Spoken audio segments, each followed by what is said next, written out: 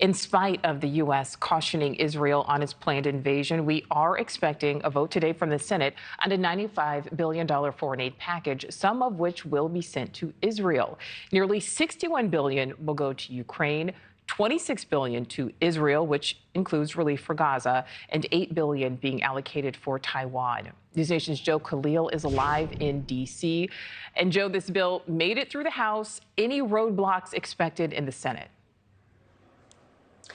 No, I mean, this is a really consequential day for the Senate here, Nichole, and we expect that they're going to pick up right where the House left off, and we do expect that ultimately this is going to pass here in the Senate. These now 4 individual bills that the Senate moved forward that include military assistance for Israel, for Ukraine, and for Taiwan. It's going to be packaged, and so this will be voted on together here in the Senate, unlike it was in the House. The Senate voted on something very similar back in February. It was effectively the same bill with the same numbers in terms of dollar amounts, and it passed with 70 votes here. So we're confident in reporting and sort of projecting that it is going to pass. The question is going to be when and how long certain senators may drag this out. The agreement that both sides' leaders have made here is that after a couple of procedural votes to kick things off, each individual senator will have the opportunity to take to the Senate floor for a full hour and debate and talk about what they like, talk about what they don't like with respect to this package. Now, we don't expect all 100 senators to take that full hour, but certainly there are going to be some. And we've been having conversations here.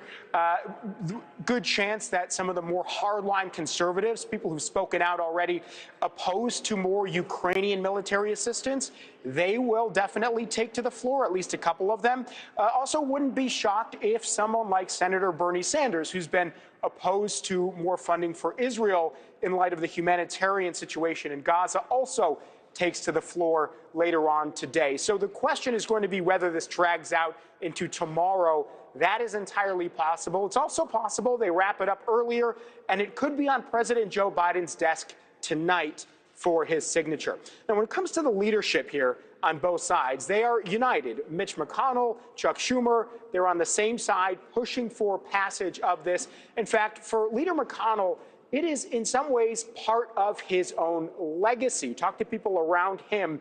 He sees the push to usher this package through, specifically the help for Ukraine and pushing back on Russia on what has been this invasion back since it began, as something that is going to be part of his legacy moving forward. This is what he said sort of in that vein on the Senate floor this morning.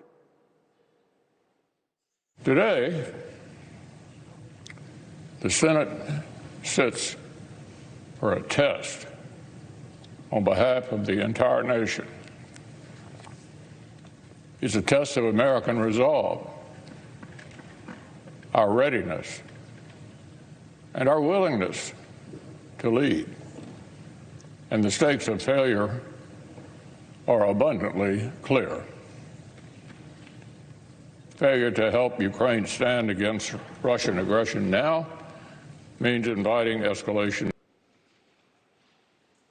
All right, so not just talking about that conflict, but always putting it in terms of a broader context of the U.S.'s role in the world. Now, this is all going to be kicking off here in just about a half hour from now. That's when we really get rolling on some of these procedural votes, Nichole. So we're going to watch through the day as this process plays out. All right, Joe Connell, live there in D.C. Thank you. Thank you for watching. Go to newsnationnow.com to find NewsNation on your television provider. And don't forget to click the red subscribe button below to get more of NewsNation's fact-driven, unbiased coverage.